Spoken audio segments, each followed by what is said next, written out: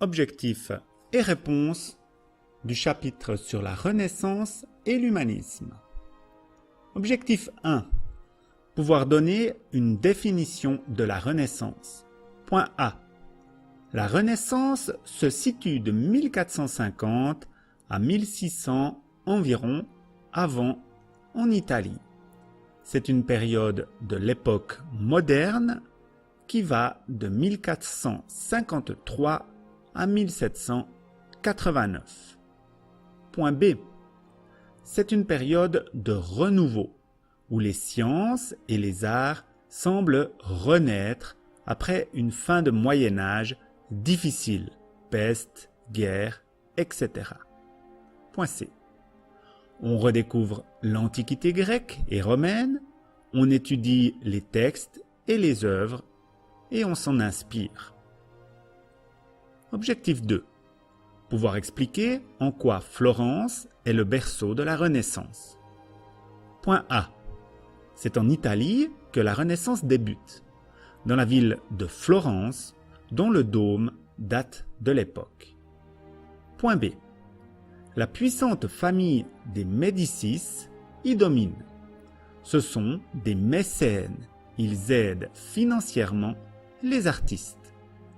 Point C. Florence perd de son influence vers 1500. Un moine, hostile à la Renaissance, Savonarole, y prend le pouvoir quelques années. Objectif 3. Pouvoir expliquer le développement de l'imprimerie. Point A. C'est dans la ville allemande de Mayence, vers 1450, que Gutenberg invente l'imprimerie. Point B. Il utilise des caractères mobiles et une presse à bras. La Bible d'Olivetan, la première en français, sera imprimée à Neuchâtel en 1535. Point C. Comme les livres sont rapides à imprimer, ils coûtent moins cher et se répandent. Ils diffusent les idées nouvelles de la Renaissance. Objectif 4. Pouvoir donner une définition de l'humanisme. Point A. L'humanisme est un courant intellectuel. Dieu n'est plus le centre d'intérêt principal, c'est l'homme. Point B. Les humanistes cherchent à comprendre le monde et la nature. Ils observent et font des expériences. Point C. L'alchimie, ancêtre de la chimie, est un bon exemple de cette curiosité scientifique nouvelle. Objectif 5. Pouvoir expliquer qui sont Vézal, Copernic et Galilée. Point A. Le médecin Vézal fait faire de grandes découvertes à la médecine en pratiquant la dissection. Point B. Copernic contredit l'Église en affirmant que la Terre tourne autour du Soleil et non l'inverse. Point C. L'Italien Galilée reprend ces théories et les renforce. Il sera lourdement condamné par l'Église. Objectif 6. Pouvoir expliquer si l'humanisme est présent en Suisse. Point A. L'humanisme est bien présent en Suisse, Bâle en étant le centre. La religion protestante le favorise. Point B. L'étrange Paracels, médecin suisse, invente une première forme de médicament. Point C. Erasme, auteur hollandais, habite à Bâle et y publie ses livres qui critiquent l'Église catholique. Objectif 7. Pouvoir expliquer que l'art de la Renaissance est un art nouveau. Point A. On utilise de nouvelles techniques artistiques. Par exemple, les mathématiques sont utilisées dans les peintures. Point B. Les artistes utilisent la perspective qui donne un effet de profondeur au tableau. Point C. Au Moyen Âge, les thèmes étaient religieux. Désormais, on s'inspire de nouveaux sujets. La mythologie, on dessine des portraits, des paysages. Objectif 8. Connaître quelques maîtres de la Renaissance et certaines de leurs œuvres. Point A. Léonard de Vinci est peintre, sculpteur et inventeur. Son tableau le plus célèbre est la Joconde. Point B. Michel-Ange est sculpteur et peintre.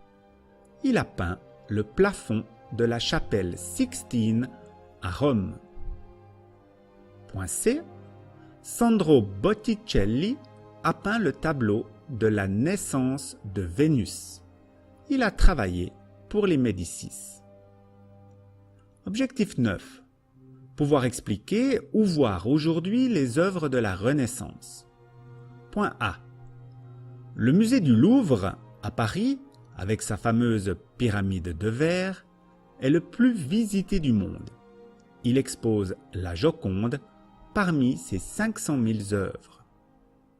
Point B. Le musée des Offices, à Florence, où on peut voir la naissance de Vénus de Botticelli ou le David de Michel-Ange. Point C. La Renaissance artistique arrive tardivement en Suisse. Elle se limite à quelques artistes. Objectif 10. Pouvoir expliquer quels sont les liens entre les différents continents. Point A. La Renaissance est aussi l'époque de grands explorateurs qui partent à la découverte du monde. Point B. Les contacts avec l'Asie existent déjà. Vers 1290, Marco Polo fit le récit de son voyage dans le Livre des Merveilles. Point C. Portugal et Espagne signent le traité de Tordesillas qui établit le partage des nouvelles découvertes. Objectif 11. Pouvoir expliquer qui sont les grands explorateurs et leurs découvertes. Point A. Navigateur italien au service de l'Espagne, Christophe Colomb atteint les Antilles en 1492. Amerigo Vespucci poursuit ses découvertes. Point B. Vers 1520, l'explorateur portugais Magellan achève le premier tour du monde, mais il y trouve la mort. Point C. L'explorateur français Jacques Cartier explora vers 1530 une terre qu'il nommera Canada. Objectif 12. Pouvoir expliquer qui sont les conquistadors et ce qu'ils ont fait. Point A. On appelle conquistadors les Espagnols qui partirent à la conquête des richesses de l'Amérique du Sud. Point B. Le conquistador espagnol Pizarro soumet l'empire Inca. L'empereur Atahualpa est exécuté. Point C. Hernán Cortés s'empare de l'empire aztèque de Moctezuma au prix de nombreux massacres.